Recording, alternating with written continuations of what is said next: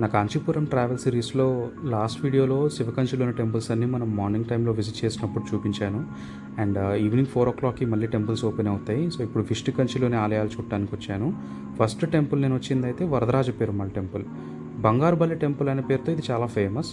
And ఇక్కడ ఉన్న స్వామిని దేవరాజస్వామి అని కూడా అంటూ ఉంటారు, లేదా అత్తివరదర్ అని ఇంకా ఫేమస్ అనమాట.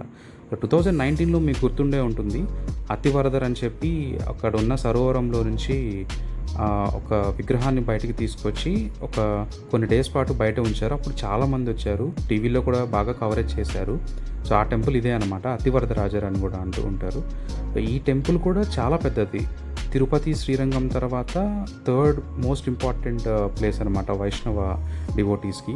సో ఈ టెంపుల్లోనే శ్రీ రామానుజాచార్యులు మొట్టమొదటిసారి అర్చకత్వం చేశారనమాట మొదట్లో. తర్వాత శ్రీరంగం వెళ్ళిపోయారు.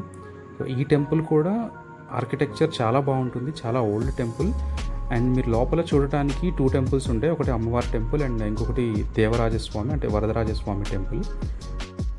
ఆ వరదరాజస్వామి టెంపుల్ పక్కనే బంగారుబల్లి, వెండిబల్లి లోపలే ఉంటాయి అన్నమాట. కాకపోతే అక్కడ హ్యూజ్ రష్ ఉండటం వల్ల ఆ రోజు అసలు మొబైల్లో రికార్డ్ చేయడానికే ఛాన్స్ కుదరలేదు. అండ్ ఇది బయటకు వచ్చిన తర్వాత మీకు ఇట్లా అనంతర పుష్కరిణి అని ఉంటుంది. ఇక్కడే అత్తివరదర్ విగ్రహాన్ని నీటి కింద ఉంచుతారనమాట. 40 సంవత్సరాలకు ఒకసారి మాత్రమే బయటికి తీస్తారు. అలానే బయటికి తీసిన తర్వాత 48 రోజుల పాటు దర్శనానికి ఉంచుతారు. మనం ఆ టైంలో దర్శనం చేసుకోవచ్చు. సో మళ్ళీ ఈ నీటి కింద పెట్టేసిన తర్వాత మళ్ళీ 40 ఏళ్ళకి కానీ బయటికి తీరు. సో 2019లో చాలామంది మీరు చూసే ఉంటారు టీవీలో. సో అప్పుడు నాకు వెళ్ళటానికి కుదరలేదు అండ్ ఎక్కువ ఇన్ఫర్మేషన్ కూడా నాకు అప్పుడు తెలియదు అనమాట. బట్ చూశాను టీవీలో, మీరు కూడా చూసే ఉంటారు. ఈ టెంపుల్లో మీరు చూస్తే రాతి చైన్లు కనిపిస్తూ ఉంటాయి చాలా చోట్ల. ఇది ఒక వండర్ అనమాట. రాతితోనే వాళ్ళు చైన్స్ని చెక్కేశారు. ఇది వరల్డ్లో ఎక్కడా మీకు కనిపించదు. టెంపుల్ ఆర్కిటెక్చర్ చాలా బాగుంటుంది, డెఫినెట్లీ విజిట్ చేయండి. ఈ టెంపుల్ తర్వాత నేను మిగిలిన వైష్ణవ దేవదేశాలు చూడటానికి స్టార్ట్ అయిపోయాను. సో ఫస్ట్ వచ్చేసి యదోదగారి పెరుమాళ్ టెంపుల్. ఇది చాలా దగ్గరగానే ఉంటుంది వరదరాజ పెరుమాళ్ టెంపుల్కి. తర్వాత అష్టపుష్కర పెరుమాళ్ టెంపుల్ విజిట్ చేసి ఇప్పుడు మీరు చూస్తున్న ఈ విలక్కోయిల్ పెరుమాళ్ టెంపుల్కి వచ్చేసాను. ఈ టెంపుల్ సైజ్ చాలా చిన్నదైనా కానీ గార్డెన్ లాగా చాలా బాగా మెయింటైన్ చేశారు, నాకైతే నచ్చింది. తర్వాత నేను వెళ్ళిన last temple Vaikuntha Perumal temple. ఇది కూడా కాంచీపురంలో చాలా ఓల్డ్ టెంపుల్స్లో ఒకటి. నేను లాస్ట్ వీడియోలో కైలాసనాథర్ టెంపుల్ చూపించాను కదా, అన్నిటికంటే ఓల్డ్ టెంపుల్ అని. దాని తర్వాత ఓల్డెస్ట్ టెంపుల్ ఇదే అనమాట. 1300 సంవత్సరాల క్రితం కట్టారు, పల్లవుల రాజులే ఇది కూడా కట్టింది. ఇది నైట్ టైం అవటం వల్ల నేను ఎక్కువగా చూడటానికి ఛాన్స్ దొరకలేదు. అండ్ టైమింగ్స్ కూడా అలా ఉన్నాయి టెంపుల్ టైమింగ్స్. మనం మార్నింగ్ ఏమో వేరే టెంపుల్స్కి వెళ్ళి నైట్ ఏమో వేరే టెంపుల్స్కి రావాల్సి వచ్చింది, ఎక్కువ టైం లేదు. సో కుదిరినంత మీకు చూపిస్తున్నాను వీడియోలో.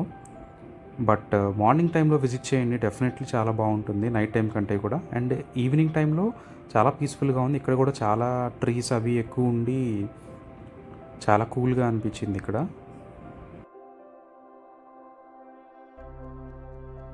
సో ఈ ట్రిప్లో నేను విజిట్ చేసే లాస్ట్ టెంపుల్ ఇదే.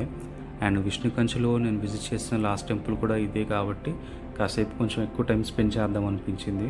ఎందుకంటే రేపు మార్నింగ్ మళ్ళీ ఇక్కడ నుంచి నేను స్టార్ట్ అయిపోయి ఇంటికి బయలుదేరాలి. సో తిరుపతి నుంచి నాకు టికెట్స్ దొరికినాయి, వందే భారత్ ఎగ్జిక్యూటివ్ క్లాస్లు దొరికినాయి అనమాట. సో అందుకని నేను మార్నింగ్ బస్సులో ఇక్కడ నుంచి స్టార్ట్ అయిపోయి ఫస్ట్ తిరుపతి వెళ్ళిపోయి ఒక 2.5 to 3 hours పడుతుంది జర్నీ. సో అక్కడ నుంచి నేను వందే భారత్ ఎగ్జిక్యూటివ్ క్లాస్లో వెళ్ళిపోతాను. మనం లాస్ట్ టైం ఈ కాంచీపురం నుంచి వెళ్ళిపోయేటప్పుడు కంచి కామాక్షి అమ్మన్ టెంపుల్కి ఇంకొకసారి వెళ్దాం అనిపించింది. అండ్ మార్నింగ్ టైం చాలా పీస్ఫుల్గా అనిపించింది. ఈ కంచి ట్రావెల్ సిరీస్లో చాలా మెమరీస్ ఉన్నాయి అండ్ డిఫరెంట్ ఎక్స్పీరియన్స్ అనిపించింది ఫస్ట్ టైం విజిట్ చేయడం. మీరు కూడా డెఫినెట్లీ ఒక్కసారైనా కంచి విజిట్ చేయాలి లైఫ్లో. ఇది కాంచీపురం బస్ స్టాండ్ అనమాట. మార్నింగ్ ఇక్కడ నుంచి మనకి తిరుపతికి నాన్ స్టాప్ బస్సెస్ కూడా ఉంటాయి, ఏసీ బస్సెస్ కూడా ఉంటాయి. మీకు టైమింగ్స్ కూడా ఇక్కడ నేను షేర్ చేస్తున్నాను, మీకు హెల్ప్ అవుతుంది చూసుకోండి. ఇది నేను గూగుల్ ట్రాన్స్లేట్లో వాడి ట్రాన్స్లేట్ చేశాను. ఆల్మోస్ట్ ఒక 135 రూపీస్ అలా పడింది టికెట్. నేనైతే తమిళనాడు బస్ ఎక్కాను అనమాట. బట్ మనకి తిరుపతి నుంచి కూడా ఏపీఎస్ఆర్టీసీ బస్సెస్ ఉంటాయి. సో వరి అవ్వాల్సిన పని అయితే ఏం లేదు.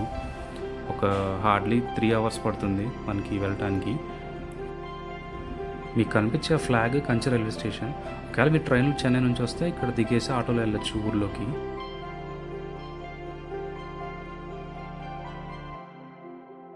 మీరు కంచి నుంచి తిరుపతి వెళ్ళాలంటే డైరెక్ట్ బస్సెస్ ఎక్కాల్సిన అవసరం లేదు. మీరు తిరుత్తణి బస్సెస్ కానీ లేకపోతే అరక్కోణం బస్సెస్ కూడా ఎక్కొచ్చు. అక్కడ నుంచి మళ్ళీ ఏపీఎస్ఆర్టీసీ కనెక్టివిటీ చాలా బాగుంటుంది. ఆల్మోస్ట్ ఒక 3 అవర్స్ తర్వాత నేను తిరుపతి రీచ్ అయిపోయాను. నాకు ఒక 2 అవర్స్ టైం ఉంది ట్రైన్ ఎక్కడానికి ఇంకా. సో ఈ లోపల ఏ టెంపుల్కి వెళ్ళొచ్చా అంటే శ్రీనివాస మంగాపురం శ్రీ కళ్యాణ వెంకటేశ్వర స్వామి టెంపుల్కి వెళ్ళాను. సో ఆల్మోస్ట్ ఇక్కడ చాలా టైం అయింది నాకు, ఎందుకంటే అనుకోకుండా పెద్దజీయర్ స్వామి వారు వచ్చారు. అప్పుడు నేను గర్భగుడిలో అక్కడే ఉన్నాను అనమాట. సో చాలా టైం స్పెండ్ చేశాను, బాగా అనిపించింది. అండ్ ఈ చూస్తున్నారు కదా ఏడుకొండలు. ఇందాక శ్రీనివాస్ మంగాపురంలో బాగా లేట్ అయిపోవడం ఒకటి, తర్వాత సిటీలోకి వచ్చాక ట్రాఫిక్ పెరగడం వల్ల నేను లంచ్ కోసం ఆగే ఛాన్సే దొరకలేదు. హడావిడిగా వచ్చి ట్రైన్ ఎక్కడం అయిపోయింది. టికెట్ బుక్ చేసేటప్పుడు ఫుడ్ ఆప్షన్ కూడా తీసుకోలేదు, ఎందుకంటే లాస్ట్ టైం నాకు అంత బాగా అనిపించలేదు. ఎగ్జిక్యూటివ్ క్లాస్ చాలా స్పేషియస్గా ఉంది నార్మల్ క్లాస్ కంటే కూడా. జర్నీ చేసినట్టే ఉండదు, లెగ్ రూమ్ కూడా చాలా బాగుంటుంది. డెఫినెట్లీ ట్రై చేయొచ్చు.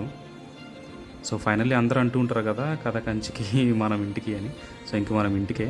So until next vlog and next place, thanks, take care and bye.